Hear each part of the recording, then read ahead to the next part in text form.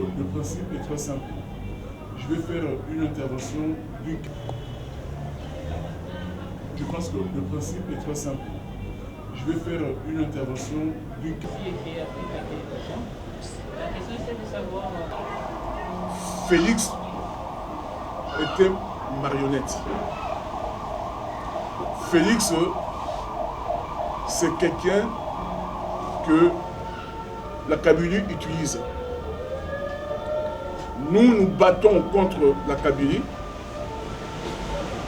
La Kabylie, par ruse, a recruté Félix pour nous diviser. Pour diviser justement les forces du changement. Ils ont pris Félix dans leur camp. Et ils demandent aujourd'hui à Félix de faire certaines choses que eux n'ont même pas pu faire. Par exemple, demander aux Occidentaux, aux Européens, aux Américains d'alléger des sanctions contre les kabylistes, par exemple. Je pense qu'il n'appartient pas à Félix de le faire.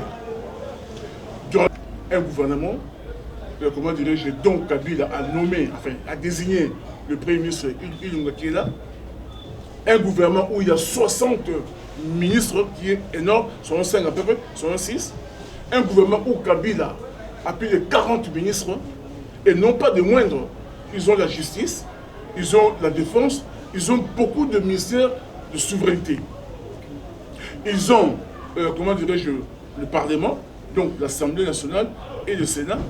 Sur 26 provinces, ils ont au moins 24 gouverneurs de les provinces. Les présidents des assemblées provinciaux, c'est eux qui les ont. Donc à cette allure-là, Félix n'a pas une marge de manœuvre. C'est-à-dire que sur le plan théorique, comme président de la République, il a le pouvoir, mais en réalité, il n'a pas ce pouvoir-là, parce qu'il doit à chaque fois négocier avec Ngakati s'il veut avancer. Ça va prendre combien de temps? Voilà pourquoi nous disons très bien que non. À cette allure-là, le pays va régresser. Là, il faut prendre une décision dans 1 heure, ça va prendre toute une journée, et on ira toujours en reculant. Maintenant, pourquoi on ne parle pas du bien de Félix? Oui, mais attendez. Depuis que Félix est arrivé au pouvoir, vous voulez parler par exemple de la gratuité de l'enseignement, qui est une très très bonne idée, qui est dans la Constitution. C'est constitutionnel, la gratuité de l'enseignement. C'est pas Félix qui est venu avec ça. C'est existé dans la Constitution. Mais ce que nous croyons, lorsque vous voulez lancer, comment dirais-je, un projet, il y a ce qu'on appelle étude de faisabilité. Savoir est-ce que ce projet, quelles sont les conséquences, quelles sont, est-ce que ça peut marcher ou pas. On a fait avec le saut de mouton une décision qui avait été prise comme ça, saut de mouton, et après on dit que non, la terre n'était pas bonne. Non, donc le projet a été lancé sans une étude au préalable. Aujourd'hui, ça crée des embouteillages partout et ça prend encore beaucoup de temps. Pareil avec la gratuité d'enseignement. On devait faire une étude en amont. On nous a balancé la gratuité d'enseignement, c'est une très bonne idée. Mais maintenant, vous savez, qu'est-ce qu'il y a comme conséquence? Aujourd'hui, on a, comment dirais-je, la gratuité d'enseignement, mais un enseignement au rabais. La qualité d'enseignement n'y est pas. Parce que lorsqu'un professeur qui était habitué à se retrouver avec 40 élèves, il se retrouve avec 80 élèves, avec 100 élèves, la qualité de l'enseignement baisse. Donc, la gratuité, c'est une très bonne chose. Hein? Mais la gratuité sans qualité, comment voulez-vous qu'on applaudisse? Non. On applaudit l'idée de la gratuité parce que c'est constitutionnel. Mais la manière dont cette idée a été mise en application, ça pose débat, ça pose problème. Donc, ça nous met dans une position où on ne peut pas applaudir.